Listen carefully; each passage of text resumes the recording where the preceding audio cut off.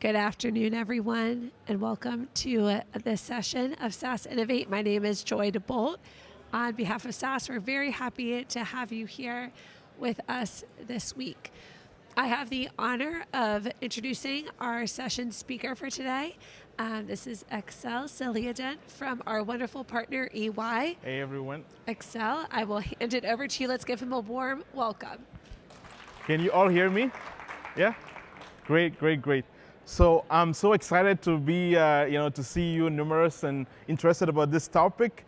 I've been doing a bit of turnaround to see how the audience is from what background. So some of you know SaaS, some of you have never worked with SaaS, some of you are working in VIA already. Some of you have not yet started working on VIA. Some of you are on the way to migrate. So welcome all. Try to address some of the things. This presentation is mainly focused on the migration, right, from 9.4 to VIA, but I mean, we know a lot about the topic, so we're happy to address questions as they come. So, I'm a partner at EY. I'm actually the global co-leader of our Alliance with SaaS. I also lead our AI and data practice out of Eastern Canada in Montreal. So we do a lot of projects on data and analytics with many technologies, including SaaS. I'm SaaS certified programmer. Today, I interact on a daily basis with CDOs, CIOs, CFOs on their strategy and modernization and architects as well. But I've been myself a developer. I've coded a lot in SaaS. I've been an architect. I've worked as a data scientist. I've worked as well as a PM, so I kind of have, broad spectrum understanding of, this kind of migration. So I'm happy to talk about it. So one fun fact is, I didn't know I'm presenting alone today. I thought I'm presenting with Mahdi Amri, that is over there, and he's my partner in crime. So a round of applause for him as well. But he will be able to answer questions if needed. So let's jump right into the topic. Turbocharge your SaaS via migration with AI. So it's interesting why we talk about turbocharge. It's important to understand that question. It might seem obvious, but it's important to understand it. So this is all about making your VIA migration process more efficient, right? And why is it important to be more efficient, right? There are many reasons, because you want to accelerate the timeline for your migration, right? You don't want it to be too long, right? You also want to mitigate reduce, optimize costs as much as possible, optimize cost benefits, right, of your migration, and you want to mitigate the risks of the migration as well, like delays, talent issues, whatnot, costs. So this is why you want to really find ways to be efficient. Let's think a little bit about it. When we talk about timeline, it's very important to understand what we mean by that. So end users and business, end users, whether you're from the financial sector or you're from, nature sector, or healthcare, you're interested in outcomes, business outcomes. Can I get the vaccine out fast enough? Can I get, my bank to be the first in the region? So you're interested in outcomes. So platform per se is not an interest for you. So the faster you can get the platform up and running, that's where you're going to really see business value. So that's why efficiency is very important, because that's what the end users are interested in. And then timeline is also very important, because if the project lacks 3, 4, 5 years, then people get demobilized, they're not interested in the project anymore. So that's something very important. Now let's think about effort and cost. Why it's important to optimize that. First is that typically people don't see a lot of value, as I mentioned, on pure platform migration, like interested in the business. So if your project is too costly, the likelihood that you get support from the board to actually do that is very low. So actually there are different type of customers we're seeing. Some customers have always had the wish to do VIA migration, but they never get the budget to be able to do that, right? Because it's too costly simply, right? So that's something very important, why it's important to optimize the effort. And sometimes also there is limited talent pool. Like people that can do the migration are also taken to do other project. They have to do the clinical trials. They have to go, chase new customers. They have to, identify how to better manage risks. So they don't have time to spend on the migration project. So you really want to find ways to be efficient in how you define the project. Now let's talk about the third reason why it's very important to see how you can optimize your project is really around risks, right? These kind of projects, there is always unknown that happen, right? I'm doing this project for the last 10 years now, and something unexpected happens. Some kind of data that you were supposed to have to receive, you don't get it on time. Some critical resource leave the project. Budget get cut, something happened, or like an executive is changed, right? So you really want to be efficient to be able to mitigate those risks. Now, let's talk about the second part of this thing, which is AI. So I think we've heard about AI a lot in this presentation, in this session today, but AI, there are different angles we can talk about AI, right? Today, we're going to talk about AI in the context of how this can accelerate the migration. Right? You can actually use AI to do better models for your use cases, right? That's not the topic for today, but it's really how you can accelerate the migration. And this is very important. Actually, when GenAI, all those things started a while ago, I, as a consultant, I felt like, well, why do I need this thing? I know everything, why should I use AI? But then I quickly figured out that my own job is threatened, right? Either I understand how to use this AI, or the AI is going to replace me eventually, right? So today, understanding how AI can help you is no longer like, well, I don't want to do it, but it's a must, right? You have to understand how AI can help you be more efficient, because whether we like it or not, the technology is progressing, right? And it's a big opportunity, it's a huge opportunity for everyone. So, I mean, as I said, we have different background. I'm going to start with talking a bit about GenAI and AI in general. I know some of us know about it, but I'm going to highlight it in a different context. Then I'm going to talk about how this can really help accelerate your SaaS modernization into Vaya. And then we're going to talk about a case study at an actual customer, how we help them leapfrog using AI. So, just a quick overview of EY, like we are globally, we're working everywhere. So like I myself am based out of Montreal, but we have local offices everywhere. So feel free to get in touch. We'll be able to help you with different topics. So let's jump into GenAI. I think most of us have seen something similar to this already in the last 2-3 years, like how the story of AI and GenAI. But I don't want to go back and do an history of AI, but what I want to highlight is this thing that when we talk about AI today, people think it's only about GenAI. It's not just GenAI. There are many other techniques about AI that existed 50 years ago that are still quite relevant today. Just using something like rule-based AI that was there 50 years ago can get you to a good lift, right? So that's very important to realize that there are very well-known techniques that you can start using already that can get you somewhere. Now, obviously what is changing is that these models are growing, they're becoming more and more complex. We're talking about models with billions of parameters that have different capabilities. GenAI is very interesting because it can help create stuff, but the interesting thing is that this is a well-known technology that can help you do many things. Now, it's interesting also to understand why is this technology very interesting these days. It's because there have been advances in the field of technology that help you do things much better. So we're talking about GPT models. Those models have already been trained largely for you. So you can just start using them and getting value from them, right? It's 40 billion parameters, 100 billion parameters. It's costly to do that. So that's actually where the cost saving is coming, because someone else trained it for you already. So you just have to use it and start getting value from it. Now, the other thing that's important is the T aspect of it, the transformation aspect, GPT transformation aspect. This is very important because this has a unique fixed feature that people are not very aware about. It's like contextual understanding of phrases, of programs and things.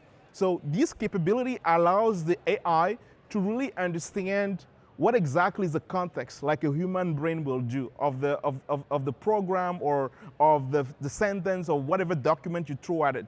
So that's something that's really new. That's a really cool feature that is there that is interesting to know. So basically, you have this powerful tool that allows you to do certain things, and with the advance of cloud computing, you don't even have to deploy it. Like, it's already pre-deployed for you. So ready to use tool for you. Now, the interesting thing as well about this AI is that companies are investing in AI in general. So if you're a SaaS user, your company probably already has an AI, envelope or project somewhere that you can tap into to support your initiative. So being able to connect your SaaS VIA migration project to AI at a large scale with your chief data officer, with your chief analytics officer, is something that is going to be a key leverage for you to be able to accelerate your your VIA journey. We can see on top of one of the charts there on the top right that a lot of people are using it for technology acceleration, for code programming, right? So you're trying to program in SAS, in Java, in R, in Python, whatnot, right? You have this technology that there is almost like 30% of companies that are using it already. So there's a lot of lesson learned out there, a lot of experience out there for you to be able to accelerate your journey. Now, what is interesting as well is that, there is a lot of enablers for the growth of the technology, especially around how you can make your processes efficient in the programming, the software lifecycle, and I will talk a lot more about it. Now, I'd like to talk about certain things like when you look at the Gen AI landscape or AI landscape, it's not just about technology, right? The technology is one of the areas of application of this thing, but it is used across different use cases. So I don't have time today to talk about all the use cases of Gen AI, but if you have a special use case, I can talk to you about it.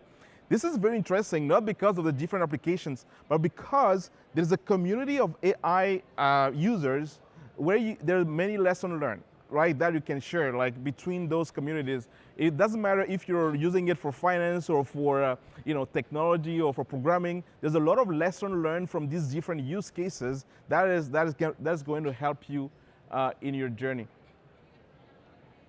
So this said, now that we understand what Gen AI is all about and the power that it can bring to the table, let's jump into the SaaS VIA migration per se. So this is very interesting because we've been helping customers for the last 10 years. VIA was around for quite a while, right? There's VIA 3.5, then VIA 4. So we've seen, many stages or projects of VIA. Some people that were very successful, some people that started and it didn't work quite well. And when you look at the anatomy of this thing, why projects are not going as fast as they could, or some of them are aborted, the reasons are here, right? I can't go through all of them, but I want to highlight some of them, right? One of them is just understanding the existing assets that you have. Most of those assets have existed for the last 40, 50 years, so people that developed it are no longer at the companies, people don't know how it works, people don't even know the schedule at which it runs. So we're working with an institution, and there is a big report that is produced that goes to the regulator every month. Nobody knew how the schedule works. Nobody knew. Like, we had to uncover it from the actual code because that was the only way we could find out what was exactly happening. And some of it were in the brain of some people that we were able to touch. So being able to understand your current state is very important. Why? Because it can help you also rationalize the use cases. People don't realize that 80%, sometimes 50% or 30% of your use cases can be rationalized. You don't need to migrate them because they're just not used. They're running, but they're ghost programs or they're duplicates of programs. So that's very interesting. There's something that's also interesting that when you try to move to VIA, because it's typically in the cloud, there are security challenges, there are security issues. Some of the programs contain PII information or sensitive information about customers, about certain things. So if you don't demonstrate your security department that you have a clear way to manage that, they won't allow you to do the migration. So then having a automated way to understand where is the PII used exactly across your organization is something that is very important. Another factor that we see is important is critical resources availability, right? You have the business users I mentioned are very busy, so you don't have access to them to do the migration as you would like to do. So there are so many things that are there that are obstacles that could stop the project any point in time. We work with a customer that tried to do VIA migration for almost like 8 years.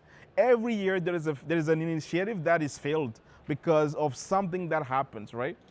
So AI can help you, alleviate those challenges and get in a different place.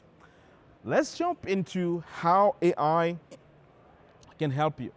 So AI can help you across, the entire SDLC cycle, right? From the requirement gathering to the design and planning, right? To the actual build, right? To the testing, to the deployment and operationalization. AI can help you across the whole process, right? So that's very important to realize what those things is. And I think you might get a copy of the slide so you don't have to read everything that is there. But I'm going to explain a little bit where this thing is. So basically, when you think about it, at the requirement gathering level, what can AI help you do? First is that you can throw your entire code base into AI these days, right? And then have a lot of understanding from it. You can throw a chatbot on top of your code base, and even if you don't understand anything about SaaS, you can get responses from the AI on what exactly is happening in the code. Imagine, I don't know, how many people know what is IFRS 9 ECL, right? So that's one of the SaaS use cases. But then maybe your background is data and you're asked to do the migration, you don't know what that is. AI can help you actually go faster during that phase. You need to produce a business requirement document for your migration. Guess what? AI can help you produce that business requirement document. Because of the generative aspect of it, if you throw into it enough information, it can help you do that. What can AI help you do as well? One of the reasons why these projects fail is that as part of the project, we have to do data migration, right? And then the data is not typically lift and shifted because of security reasons. They have to refactor it. And if you don't have a good understanding of the existing data model, you can't do the target data model. So from a data engineering perspective, it's also very important to understand how the data ecosystem, what are your columns, where are the primary keys, secondary keys, how they're linked together. And in SaaS, you might have 3 million or 10 million of tables everywhere. It's really difficult to have that understanding manually. So actually, the use case I'm going to talk about later, we have that company that had all those tables, and they tried to do the migration, but then the target data model, after they spent 3 years building that target data model, end users came in and said, well, we can't use it. Why? Because there are columns missing, because there are columns that do not meet the quality that they expected and things like that. So you want to avoid those things, leveraging AI early in the game to help you accelerate the journey. Then when we come to planning, how many people have done some Jira backlog, some Epic planning, whatnot, like project plan, right? So this is complex tasks, right? Because you have to think about your user stories, you have to think about decomposing it into tasks, you have to think about what is the effort estimate for doing that. Even that AI can help you with it, right? If you have the right prompts, you have the right things, and we have templates. EY has templates that you can use for those kind of things. But when you have those right setup, the AI can help you do the planning. Any architects in the room that have to do some architecture diagrams, like some data, diagrams and things like that, that as well, AI can help you draw this kind of thing. So essentially, it's about accelerating the journey and things that you want to do. Now, something that's very interesting is that when you ask the different architects or technical leads to estimate the effort for you, they will give you different answers. AI brings some consistency and standardization in how things are estimated, provided you do it the right way. Now, let's talk about the actual code migration and the data migration, right? So when we talk about SaaS, it's important to realize that there are two types of data that we talk about. One is SAS 7B data sets, right? And flat files, CSVs, TXTs that exist in your SaaS environment. And then there are external databases like Oracle, DB2, and maybe Snowflake these days or something like that, that you have to connect to externally to be able to do that. Well, thanks God, SaaS is flexible enough to connect to all these all these sources. But when you think about the migration, then you have to deal with all these connections and all these sources of table. So this requires data engineering, right? You have to correct the data format, you have to encrypt the data during the migration, right? Encryption at rest, encryption during the migration. There are many things you have to do on the data, and you even have to create data pipelines to move the data around, like the SAS 7B tables. You have to move them physically from the server they live in into the target server in the cloud on VIA. So doing that, you have to build some data pipeline. So basically, even writing the code that will do the data pipeline these days, AI can help you with a good start on what that pipeline needs to look like. You give it the source data format, target data format, it can help you do those kind of things. So that's very, very important, and how to accelerate your migration. Then on the code migration, this is very, very interesting. That's one area where you can get a lot of power from AI. So anybody has done SAS 9 to SAS VIA migration already? Right? So basically, you need to deal with certain things when you do the migration. First is you have some hard-coded paths, right? That you have to correct. You know, you're pointing to folder A, now you have to point to folder B, either in VIA or in the cloud, right? If it's the cloud is Google, hey to our Google friends there. If it's an Azure, an AWS, or whatnot, like you have to repoint to the right directory. So that's something that requires some time, especially many companies are refactoring the way folders are structured. It was a bit, not hierarchical. Now they want to make it a bit more hierarchical, having private and public folders. So AI can help you in that process. Then you have incompatibilities, right? What are incompatibilities? There are two types of incompatibilities. The first type is what we call VIA incompatibilities. So as an example, you had a proc plot or proc something that doesn't exist in the VIA world. I didn't say proc plot doesn't exist, right? It was just an example. So when or a proc forecast that doesn't exist anymore, and you have to change that to something that is VIA equivalent. In that case, the AI can help you find out what are the different options for you to be efficient. I want to give you an example of a customer that we work with. So basically, that customer, because of budget restriction, purchased the basic VIA license, right? That was expensive enough for them. But in their earlier world, they had SAS Data Enterprise Miner, so they could do some advanced forecasting. But then in the new world, they don't have any equivalent. So they were like, okay, what do we do? We're stuck in the migration. So AI helped them build an equivalent of that function that they had back then, so they can keep using the license that they have by the time they do the business case to upgrade and stuff like that. So, these kind of things can be very powerful. Now, you have a second type of incompatibilities that we call cloud incompatibilities. These incompatibilities have nothing to do with SaaS.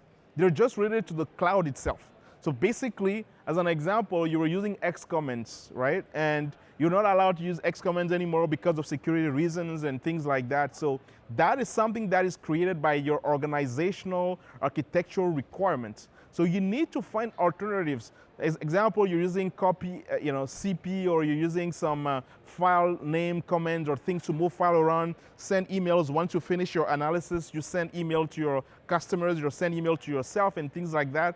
Or you're using a proc HTTP as an example to connect to a remote data set, right? And download data. Maybe you're not allowed to do that anymore at your organization because of security reasons. So you need to find alternatives to these comments. And again, the AI can help you in doing those kind of things. Now let's talk about testing and design. Any testers in the room that have done testing, QA, engineering? So yes, so you have to do a testing strategy, right? Document. Then you have to create a testing approach. Then you have to create a testing plan. You have to create test cases, test results. Like, it's a complex process to get those systems into production because they are typically highly regulated as well. So all these documents that you have to do, AI can help you with it. But it's more important than that, that AI can help you even generate test data, right? Like, typically it's difficult to get test data for your testing. You can generate that with AI. So there are different things that AI can help you even accelerate the testing process and getting approvals. So AI can now even run the test cases itself and then give you at least some of the common flaws. So when you get to the integration testing, or you get into the UAT phase, some of the obvious mistakes are replaced because the AI has some business understanding, right? It understands the healthcare stuff, it understands the legal stuff, it understands a bit of the finance stuff, so it can help you do some of the business testing so you catch some of the errors earlier in the cycle. Then finally, let's talk about deployment, right, and operationalization. This phase is one of the, I'll say, orphan or like most neglected phase of every migration.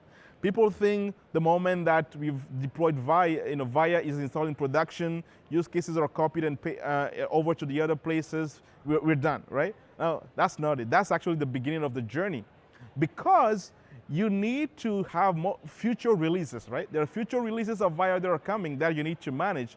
Then you need to get customers to actually build new use cases. We're talking about, like, as an example, you want now to build, I don't know, real GenAI use cases or stuff like that, right? You want to improve your customer, retention. You want to improve your, fraud detection, right? So that's where the actual value starts. So you need to have a good operationalization strategy, a release management strategy. And here as well, AI can help you understand or build the release management documentation, right? It can help you assess the release risks across the cycle. So tons of benefit that can come with the AI.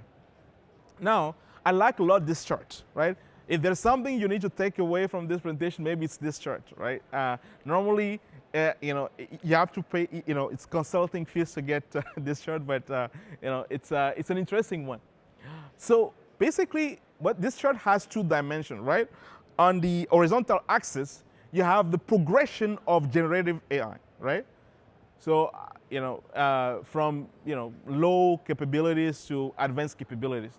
Then on the other side, you have user adoption, right? Industry adoption from low to high. And then what do you see? That there is an exponential kind of relationship between those two. So as the AI progresses, the adoption rate is quite exponential, right? That's something very important. Now, you can see that there is three regions in the chart, right? There is one region where there is some functional, basic use cases. There is some intermediate and some advanced use cases, right? Where you get the most adoption is when you have these high performing models, and you also have like high adoptions. But then, very interestingly, you can today start using AI. Even though it's in the basic format, you can start using it, because there are some use cases that are like code documentation, code analysis, some design stuff. You can start using AI already for this kind of things, right? It's quite advanced to be able to do that. You can get quite good precision in the ranges of 80%, 90%. You can get some good precision. When you move to the more complex use cases, like as an example, you want the AI to completely automate the VIA migration, right? Then this is a very advanced use case. Or you want the AI to give you, well, is my use case ready to be migrated? Well, it doesn't know that. That's a very complex question. Then you need more advanced techniques, right? So that's where you're on the top of the thing. But you can start using AI for certain things today. Now, what can help you move from one aspect to the other is very interesting, is that it's what we call native functionalities of the pre-trained model, right? Remember GPT, right? Is a pre-trained model. So that pre-trained model gives you a good lift, but it's not perfect. It can solve all the use cases. Guess what? It doesn't know how your coding standard at your organization. It doesn't know your organization culture. It doesn't know who are the people working at it doesn't know many things. So it's not the perfect things. So if you want to be able to use it for advanced use cases, then you have to do what we call some fine-tuning, and maybe if you're in the top case, you have to build your own GenAI model, right? Some organization are building their own Gen AI model because they have a lot of data that allows them to train that and have proprietary control around it, right? So basically that's the key message here, is that for certain things, like if you want, look at testing, right? Testing is something, functional testing is in the intermediate area. What that means is that you can't reliably use basic AI and expect it to give you good functional test cases. If you want to do that, you need to have a bit of prompt engineering, you need to have a bit of refinement of your model through some end user feedback to be able to do that functional training. That's where your expertise as a healthcare expert, as a legal expert, as a finance expert, as a nature expert, that's where this is important, because your knowledge is key to complement what the AI can do out of the box, right? To be able to do that. So the key message here is that as the AI progresses, you can do more things, but you don't have to wait as well for it. So now let's talk a bit about certain things. Is that AI is great, it can do a lot of things, but at the same time, there are some considerations around using AI, right? So you can't just jump from today and then go to your company and start using AI. There are certain things that you have to do. AI itself requires some architecture, right? If you want to be able to use either Gemini or I don't know, use Bedrock or use OpenAI or some of those kind of things, you need to have the right architecture foundation, right, around it. Some of these is around data residency, right? People are concerned about that. If I send my data to the cloud, do I retain control of it and things like that? You have to solve that problem. There are some legal and ethical things, right? So if your regulator comes and say, hey, how did you produce this code, and you're unable to explain it, then you might get into some legal troubles. There's ethical consideration. How did those models got trained in the first place, right? There are those considerations as well. Is it fair? Is it unbiased? Those kind of things are also very important. You also need some talent to train the models, right? If you want to fine-tune the model, you need some talent to be able to do that. You need some business functional expertise. You need some technical expertise to be able to do that. So the organization needs to address those kind of problems. So I'll finish the presentation by talking a bit about a case study. So this is one of the largest banks based out of Canada. And it's got thousands of users of SaaS, right? It's got 100,000 use cases, millions of tables, close to billions of columns, data points everywhere. And they've been struggling with their VIA migration. Not just VIA migration, to be fair, because VIA is part of a big modernization project, right? Where they want to modernize the whole data ecosystem. So this organization is the same that I talked to you in the beginning. They were not able to succeed they tried first to do that migration using a manual approach, and it didn't work.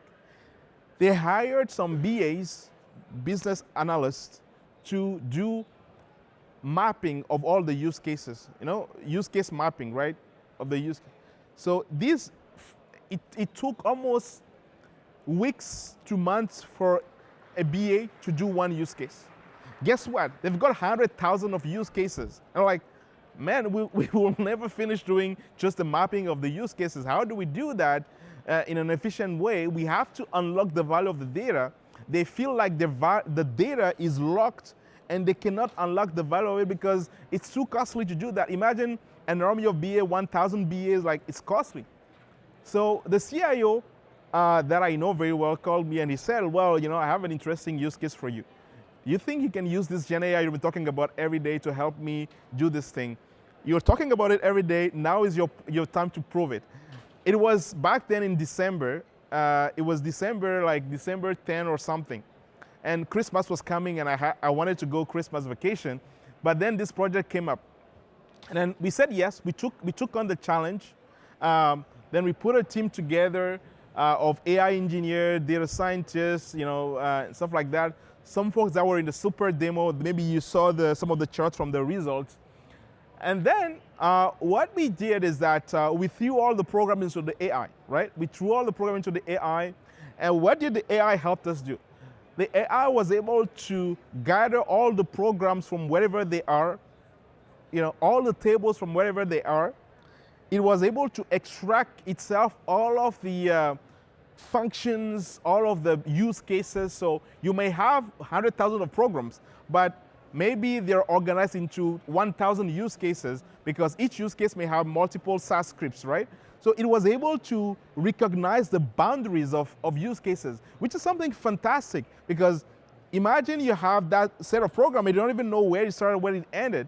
The AI was able to recognize that, which was really one of the things that are very important for us to be able to do. It was able to identify what are all the inputs of each program, what are all the outputs, and especially one thing that's very difficult if you try to do that is the macro resolution in SAS, right? In SAS you have macros that are calling macros that are calling macros. And it's very difficult if you're a human to kind of trace through all the macros, how they're calling each other. The AI was able to do that to almost 10 levels down.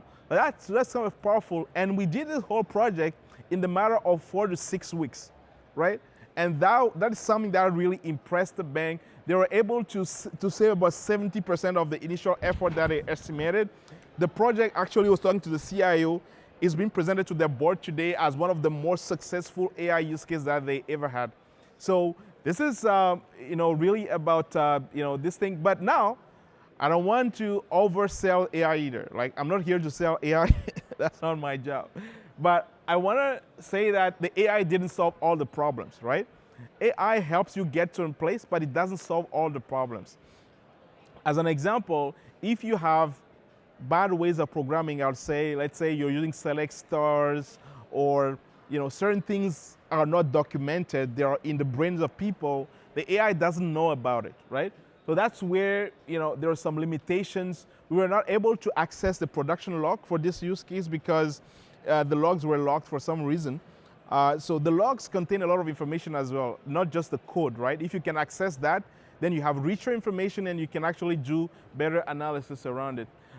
We also were not able to have the latest version of AI. They were using OpenAI. We didn't have the latest version. We had an old version of it, but it still helped do this thing. So I can go on and on, but I think I'll end up here and I'll conclude by summarizing what we just talked about. First is that it's crucial to find ways to optimize your VIA modernization programs. Why? Because you want to accelerate timeline to your end users need faster time to value. You want to minimize the efforts to justify the business case. You want to mitigate risks. Then we talked about how AI has progressed into Gen AI with those pre-transformed capabilities and pre-trained capabilities. We did talk about how you can leverage the AI power of your company to be able to do something, because there's another project out there that is already investing in AI, and then you can leverage that to build your own project.